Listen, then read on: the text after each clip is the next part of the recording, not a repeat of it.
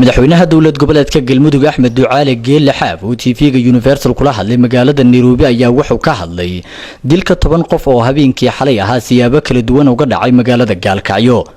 madaxweyne Axmed Ducaale Geelle Xaaf oo ka tacsiyeeyay geerida dilkii Gaalkacyo loogu geystay dad Soomaaliyeed oo ka soo jeeda deegaanada koonfur galbeed Soomaaliya ayaa wuxuu si guud kaga hadlay dilalkii toddobaadyadii ugu dambeeyay ka dhacay deegaanada Galmudug kuwaasi oo salka ku hayay mid amni iyo aanooyin qabiil. لله وإنا إليه راجعون.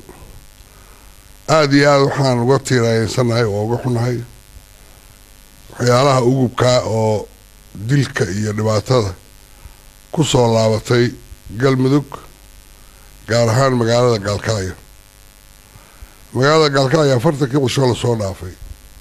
وحال ودري سدح سرقال وواوي الدرا حالي نصيب دره dad wax ma garataa ayaa dad shacaba laay marka hore dhammaan geeriyoon aad iyo aad baan ugu xunahay waxaan ka tacsiinaynaa geeridaas oo dhan intii dhimatay Allah u naxariisto inta nool Allah badbaadiyo kuwa hore suspect badan qaar baan haynaa dadkii dadka dilay oo aan ogahay in la hayo kuwaan hadda xalay wax laayayna qaar badanna waa la qabtay cadaalad ayaan horkeeni doonaa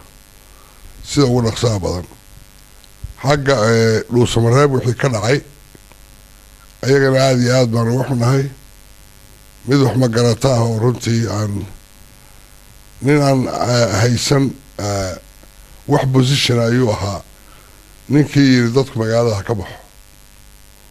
nin sargaal oo caadi u ahaa mid la ogeyd iyo cid la joogtay midna lama arko inkastoo maaragtay madaxa xukuumaddu arrintaas uu ka tacsiyeeyey kana hadlay isla markaas ayaa miyiga magaalada dhuusamareeb 10 beri 4-5 beri la soo dhaafay waxaa ku dhintay dad ka badan 10 qof.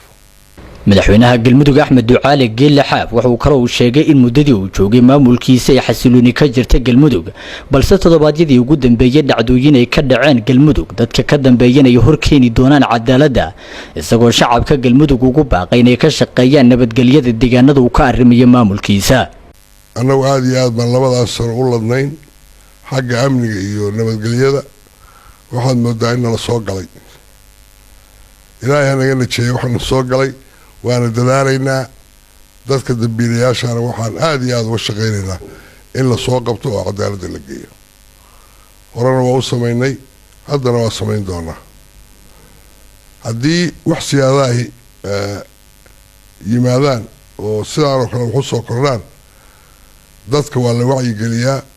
dadka reer galmudug waxaan leeyahay nabadiina ilaashada waxaad ku nooshiin waa nabadda nabaddarrana waa taqaaniin dad loo sheegaya maahay. عبد الولي حسين توكل تلفزيون Universal Nairobi.